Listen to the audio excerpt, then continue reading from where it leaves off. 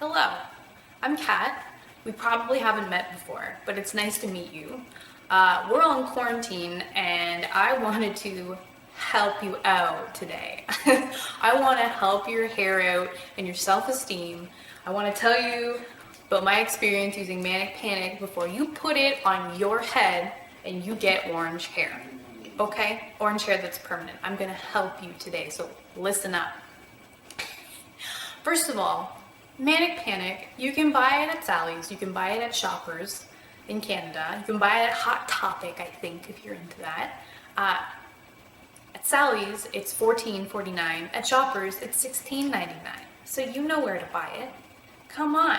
Plus, Sally's does shipping, so just do it. Do it. So Manic Panic is a vegetable-based hair dye. The colors I have here with me today are Wildfire Red, Vampire Red, and I also usually mix in a little bit of Hot Pink. So first thing is, this dye will not damage your hair. It's actually very conditioning, and if your hair has been bleached, like mine, once you take out the dye, it's gonna feel great for the first couple of days. It's gonna be all silky smooth, and you're gonna wanna touch it, and you're gonna get a lot of dye in your hands, and people are gonna ask you why your hands are red or blue or orange. Okay, so let's talk about my hair. I dyed my hair with Hot Pink over top of 2 or 3 rounds of highlights, and the result was good. You know, it faded in about, 16 washes. It was nice. When it faded, it looked really cool, kind of clung to the highlights and washed out of the brown bits, so it was nice. It was a good look. So I did another round of highlights and further destroyed my hair. And then I put Manic Panic Wildfire over top of that. And that's where my problem started. It did not come out.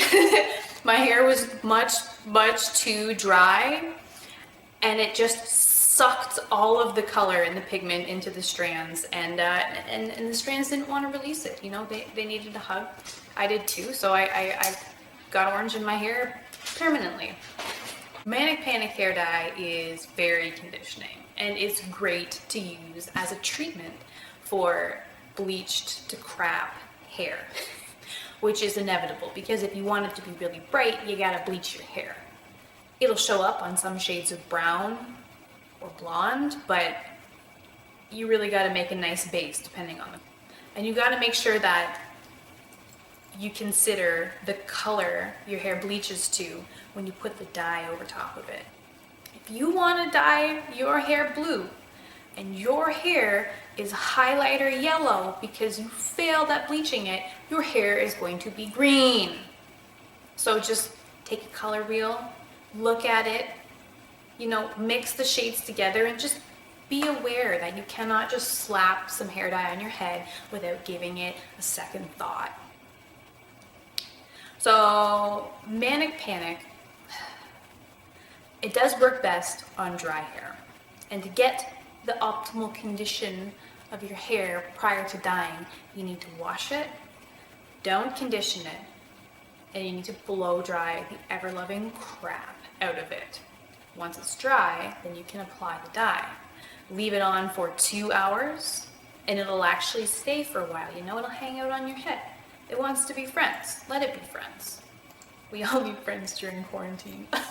If your hair is too damaged, it won't hold any dye. So if you've bleached your hair 14,000 times, the dye is going to slide out. Or the dye is going to cling to your strands for dear life and not come out, which is what happened to me with Wildfire Red. Which brings me to my next point. You have to consider how this dye fades and what you're going to be living with in 16 weeks in order to make good choices for your hair. I mentioned I use Wildfire Red. It's got an orange base, so we know how it faded. Pillar Box Red fades more to a pink and a peach and a little bit of orange, but definitely more of a pink shade. And I have my dye! Yay! So So you really have to consider how your hair is going to fade. Or on blondes, if you dye your hair blue and you've kind of got a yellowy base going on, but not enough to directly make green, your blue hair, is going to start fading to shades of green as it goes through the process of washing out. So you need to think about that. And last but not least, for the love of God, do not try and get the dye out with that stupid method people are touting online with the baking soda, with the developer, with the purple shampoo, and with the dish soap. Don't do it. Don't touch it. Holy. That is also another reason why I have permanently orangey pinkish hair. It's because I tried to do that method. I'm going to tell you what. The developer opens up the strands and the rest of that, the ingredients, they don't really bleach out your hair. Oh my God, you know what it did? It opened up all of my pores and then it put all the hair dye into my hair. Permanently. Don't do it. It's got the opposite effect. I promise, I'm looking out for you. I'm your girl, okay? I hope this was informative, and I hope that maybe I've saved a few heads of hair from turning fun colors permanently. If not, well, that's your problem. Later.